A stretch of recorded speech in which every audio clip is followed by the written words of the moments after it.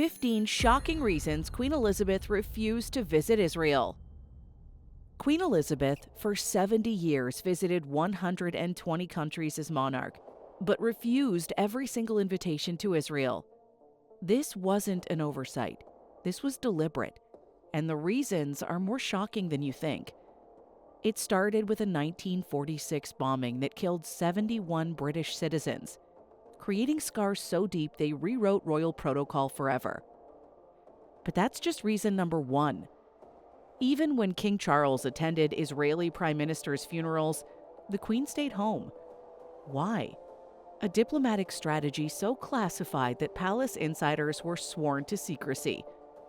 Using explosive newly released archives and leaked palace correspondence, we've uncovered all 15 reasons, including personal vendettas and secret promises, that shaped decades of royal policy.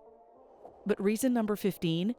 It's a royal vow so controversial, it still controls which world leaders can meet the monarchy today. Number 1.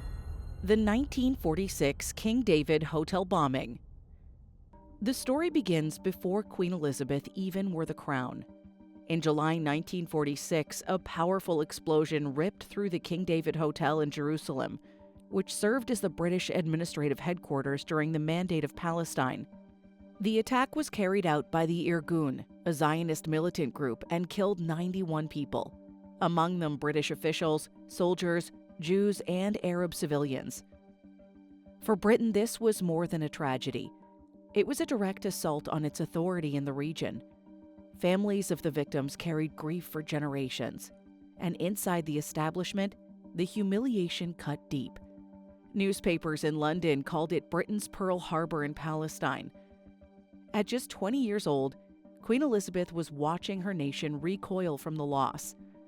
Insiders believe those scars influenced the royal household's attitude toward Israel for decades. The perception was clear. Israel's birth came hand in hand with British blood. But trauma was only the beginning. What followed was a deliberate policy that froze royal visits for generations. Number 2. The Foreign Office's unwritten ban. Historians like Andrew Roberts have revealed that Britain's Foreign Office, particularly its powerful Arabist faction, imposed a quiet but unyielding veto on royal trips to Israel. These Arabist diplomats had deep roots in the Middle East. Many had served in Cairo, Amman, and Riyadh, cultivating close ties with Arab monarchs and leaders. They saw themselves as guardians of Britain's influence in the Arab world. To them, Israel was a disruptive newcomer, an obstacle to smooth relations with oil-rich allies. So the policy was simple. No senior royal should set foot in Israel. It wasn't written down in law, but was enforced in practice for decades. Even when prime ministers changed, this consensus held firm. The Queen's travel calendar was designed with this unwritten rule in mind. She could fly to Amman, Riyadh, and Muscat, but Jerusalem was a red line.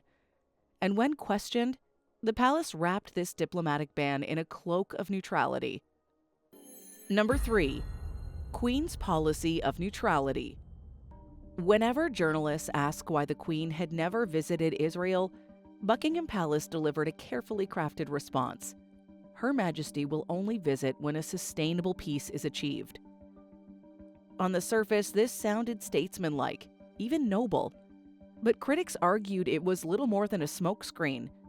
Neutrality provided the perfect excuse to avoid a politically fraught visit while shielding the monarchy from blame. Yet neutrality itself was a political position.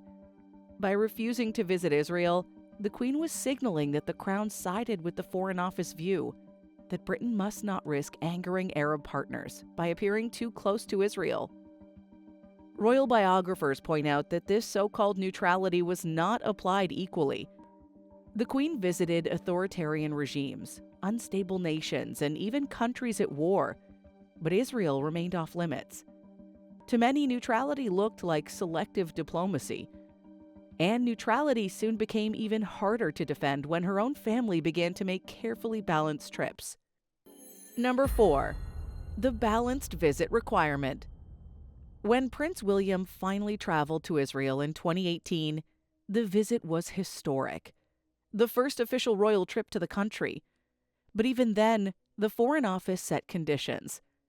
His itinerary was designed with surgical precision. He was required to include Jordan and the Palestinian territories alongside his stops in Tel Aviv and Jerusalem. This was the balanced visit requirement. The message was unmistakable. Britain could not be seen as endorsing Israel alone. Every gesture had to be offset, every photograph balanced by an equivalent in Ramallah or Amman. The fact that William's tour had to be so carefully engineered highlighted why the Queen never attempted it. For a monarch who prided herself on being above politics, such micromanaged balancing acts were both risky and undignified. The implication was stark.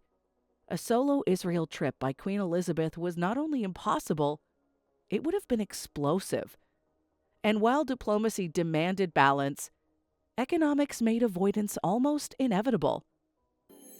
Number 5. Gulf states' leverage over the crown. If diplomacy provided the excuse, economics provided the iron chains. Britain's financial and strategic ties to the Gulf were colossal, and the royals themselves were often used as symbols of goodwill in these relationships. Take Saudi Arabia. Britain's arms trade with the kingdom, particularly through the multi-billion-pound Al Yamama contract, was one of the largest in the world. The deal provided decades of revenue for British defense companies. Upsetting Riyadh by cozying up to Israel was simply unthinkable. The same applied to Qatar and the UAE.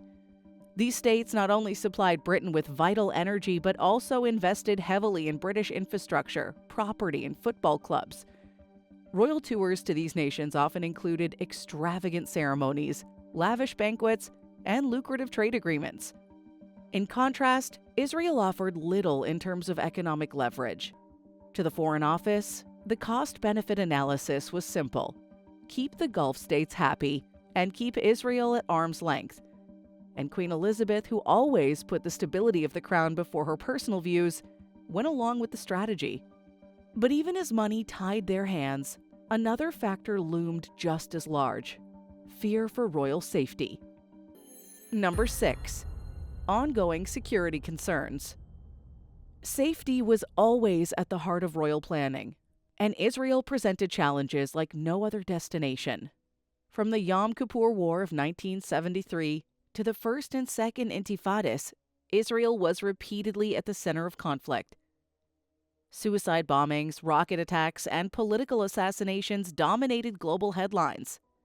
Even in quieter years, security services warned that a royal visit could trigger protests, riots, or targeted threats. MI5 and Scotland Yard knew the dangers. Protecting the Queen in a country as politically charged as Israel would have required unprecedented resources. Unlike visits to Canada, Australia, or South Africa, where the monarch could rely on secure environments, Israel meant constant unpredictable risk.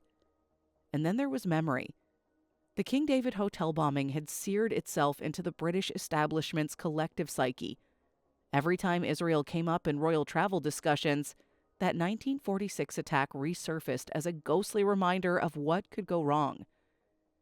But while safety explained the absences, the Queen's private words revealed far more than silence ever could. Number 7. The Queen's candid comments. Queen Elizabeth was famous for her discretion, the art of saying nothing while saying everything. But occasionally her guard slipped. On a 1984 visit to Jordan, she was shown a map of the West Bank. According to reports, she described it as depressing. During the same trip, she reportedly called Israeli air raids in Lebanon frightening. Though Buckingham Palace never confirmed these remarks, journalists at the time repeated them widely. For Israelis, it confirmed a suspicion. The Queen did not view their nation favorably. For a monarch whose words carried immense symbolic weight, even a passing comment resonated like a policy statement. Her rare candid remarks suggested alignment not with Israel, but with Arab allies who had long criticized Israeli military actions. And sometimes, even a single word on an itinerary could unleash controversy. Number 8. Jerusalem's diplomatic status. Jerusalem was always the flashpoint. For Israelis, it was their eternal capital. For Britain, it was contested ground. The UK's official position was that East Jerusalem was occupied Palestinian territory. That stance wasn't just diplomatic jargon. It dictated every royal move. When Prince William visited in 2018, his itinerary explicitly used this phrasing. Israel erupted in anger, accusing Britain of delegitimizing its sovereignty. For Queen Elizabeth, this was precisely the kind of controversy she spent a lifetime avoiding. If her grandson's carefully worded itinerary could provoke international headlines, what would her own presence have triggered? Her absence in this context was not passive. It was deliberate, a way to sidestep the powder keg of Jerusalem's contested status. And at times, what royals didn't do spoke louder than what they did. Number 9. Cancelled 2017 visit by King Charles. One of the clearest examples of the unwritten ban came in 2017. Plans were quietly floated for King Charles to attend events marking the centenary of the Balfour Declaration, the British pledge that paved the way for Israel's creation. For Israel, this would have been a symbolic moment of recognition. For Palestinians and much of the Arab world, it remained a symbol of betrayal. In the end, King Charles never went. The Foreign Office concluded that his presence would appear as Britain endorsing a controversial legacy. The optics were simply too dangerous. Once again, the monarchy deferred to diplomacy, and the Queen's lifelong absence from Israel remained unbroken. Yet when royals did step onto Israeli soil, it was always carefully stripped of official weight. Number 10. Royal visits were never official. There were exceptions, but they were designed to send the opposite message of endorsement. In 1994, Prince Philip traveled to Jerusalem to visit the tomb of his mother, Princess Alice of Battenberg, who had sheltered Jews during the Holocaust and is buried on the Mount of Olives. The trip, however, was classified as a private pilgrimage, not an official royal visit. The same principle applied whenever King Charles attended funerals for Israeli prime ministers like Yitzhak Rabin or Shimon Peres. He went quietly, representing personal respect rather than the crown. No official photographs, no grand ceremonies, just minimal acknowledgement. The separation was deliberate. The monarchy wanted to honor individuals while keeping Israel itself at a diplomatic distance. And this careful balancing act only fueled tensions with Israeli leaders, who felt Britain's royals were deliberately snubbing them. Number 11. Tensions with Israeli officials. For decades, Israeli officials grumbled about what they saw as Britain's royal cold shoulder. The absence of the Queen became a diplomatic sore point. At one point, President Reuven Rivlin allegedly remarked that Queen Elizabeth viewed Israelis as terrorists or sons of terrorists. While this claim was never verified, the fact it circulated so widely showed the depth of mistrust. Inside Israel, leaders suspected Britain of clinging to old colonial grudges from the Mandate years. They pointed to the Queen's willingness to visit authoritarian regimes across the globe, yet her refusal to visit a democratic ally in the Middle East. For them, the message was unmistakable. Britain's monarchy did not see Israel as worthy of recognition. And if Israeli leaders were frustrated, British newspapers amplified their outrage. Number 12. UK media criticism of the Queen. Back home, journalists often questioned the monarchy's stance. The Daily Mail accused the Queen of snubbing Israel, calling her refusal to visit an insult to one of Britain's allies. The Guardian pointed out the hypocrisy. She had traveled to countries with poor human rights records, yet never to the Jewish state. The Times suggested her absence made the monarchy appear outdated and politically timid. Supporters of the Queen countered with reminders of her symbolic gestures.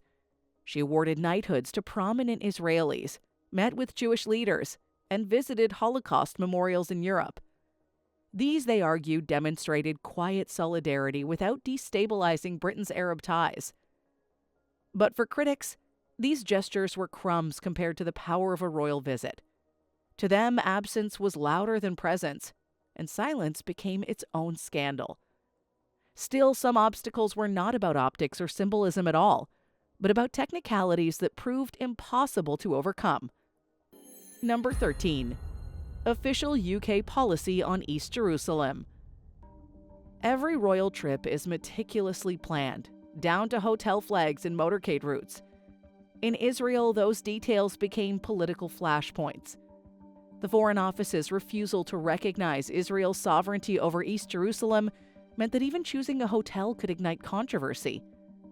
Would the Queen stay in West Jerusalem, appearing to accept Israeli claims, or avoid the city altogether, angering the hosts? Even ceremonial details like which national flags were displayed or which officials could be photographed with her carried heavy diplomatic weight. For a monarch who built her reign on avoiding political storms, the risks of a visit to Israel became overwhelming.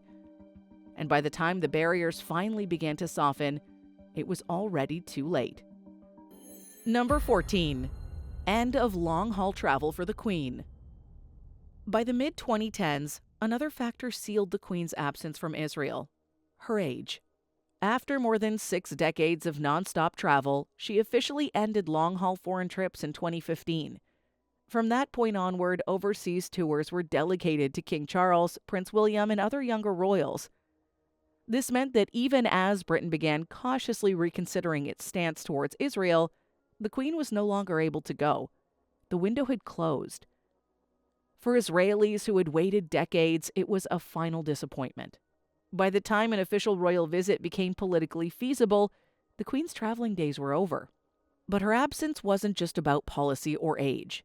According to declassified files, it was also about a secret royal promise. Number 15.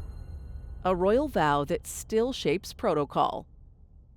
The most astonishing revelation comes from a declassified palace memo. It suggested that Queen Elizabeth had made a vow. She would never visit contested lands until a bipartisan peace agreement was achieved. This principle was broader than Israel. It explained why she avoided certain conflict zones, why she tread so carefully in Northern Ireland during the Troubles, and why Gibraltar was handled so cautiously with Spain. To her, stepping into disputed territory risked legitimizing one side over another. But insiders believe this vow continues to shape royal protocol today.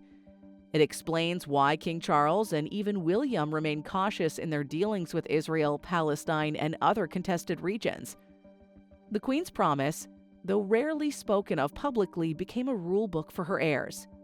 It was the ultimate explanation, not silence, not avoidance, but a deliberate pledge that outlived her reign. And now you understand why one of the world's most traveled monarchs refused to set foot in Israel. Queen Elizabeth's absence from Israel wasn't an accident. It was a calculated legacy decision rooted in diplomacy, trauma, and national interest.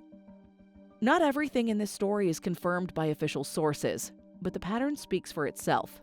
And if you think this story is shocking, wait until you hear what Princess Diana revealed in her private tapes. One confession was so controversial, it was banned from British media for over a decade. In our next video, explore 15 shocking things Princess Diana revealed about King Charles you can't afford to miss. Click here to watch now and discover the secrets that still haunt the royal family.